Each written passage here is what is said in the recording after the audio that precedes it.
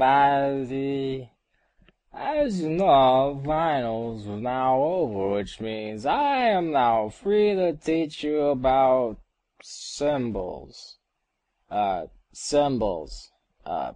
Excuse me a moment.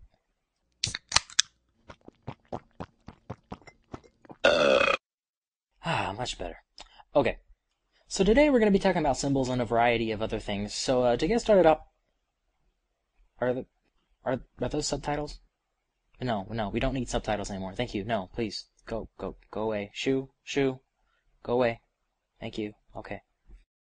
So before we get on to the meatier subject of symbols, I first wanted to touch on the subject of drawing objects. Now the drawing object button looks like this and can be found in either the shape tool or brush tool settings. Drawing objects allow you to make every shape and stroke into a self-contained object so that they don't merge with any shapes of the same color or overwrite any shape of a different color. It also has a nifty feature of allowing low opacity brush strokes to overlap each other to give you sort of a Photoshop brush effect. Now one step above drawing objects are groups, and if you press Ctrl or Command G on your keyboard, it takes everything that's selected on the same layer and consolidates it into a group. This makes dealing with complex scenes much easier because a group is treated as a single object in itself. Oh hey, look, it's our best friend's group art and drawing object boy. Say boys, would you like to show us the difference between a group and a drawing object? Okay! You see, kids, the difference between a group and a drawing object is groups can only be rotated or skewed, while drawing objects are still vulnerable to erasing, fills, and selections. Lastly, we're going to talk about symbols, which are the lifeblood class of Flash. Turning something into a symbol does a multitude of things, but the main thing is it registers that object with the file library. This is helpful if you accidentally delete something and you can't seem to get it back with Ctrl-Z, because if you lose it, you can just go back to the library system and pull a copy out. Symbols have the added bonus effect of syncing any instances of themselves with each other, so if you have 4 instances of a symbol on your stage and you make a change to one of them, the other 3 will change along with it.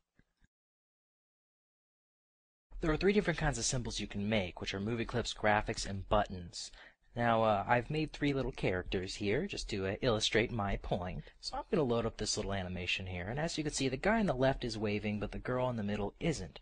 And the reason for that is that the guy on the left is made out of a movie clip. Movie clips have a timeline that's independent from the main timeline, so if you stop the main timeline with ActionScript, or I just have a 1-frame timeline, the movie clip is going to play regardless. Movie clips also have the ability to be filtered with effects like blur, and you can find those effects down at the very bottom of the Properties tab when you have the movie clip selected. It should also be noted that movie clips do not play while you're working on the file. You have to actually play the movie. And this is where graphics have the advantage, because graphics, like Graphics Gal here, will actually play their loop while you're working on the file.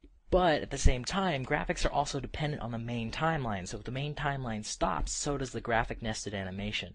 And this can come an advantage if you're working on certain things, or it can be a disadvantage if you're working on certain things. So there's a trade-off between movie clips and graphics. Last, we have Buttons, who you can see is represented by Buttons, the friendly button troll. When you make something a button, it gains 4 different frames, which are up, over, down, and hit.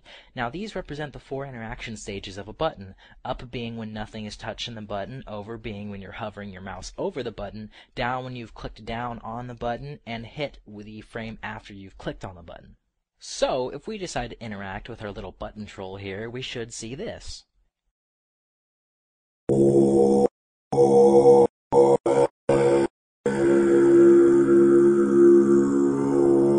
They'll be fine, probably. So that's most of the stuff you need to know about symbols for now. Now, if you'll excuse me, I have to go murder a subtitle guy.